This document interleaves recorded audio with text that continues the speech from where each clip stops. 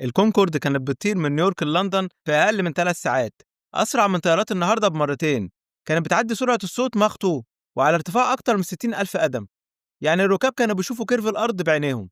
حتى مناخيرها ما كانتش منظر وبس، دي كانت بتوطي لتحت وقت الإقلاع والهبوط علشان الطيار يشوف الممر كويس وهو ماشي بسرعة خيالية. جسم الطيارة كان بيسخن لدرجة إن المعدن يتمدد وطول كذا بوصة وهو في الجو.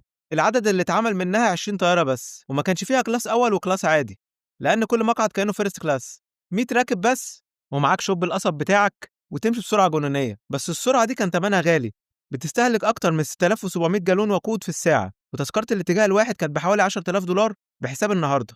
كانت بتطير زي المقاتلات، والطيارين بتوعها لازم ياخدوا تدريب خاص عشان يعرفوا يتحكموا فيها. الكونكورد ما كانتش مجرد طيارة، دي كانت رمز قوة وفخامة اختفى سنة 2003، ولحد دلوقتي ما طلعش أي حاجة تانية بتعوض مكانها. هل حد فيكم جرب يركبها قبل كده؟ يقول لنا في الكومنتات. وأخيرا لو عجبك الفيديو اضغط لايك وشير، وتابعني وانتظر مزيد. شكرا.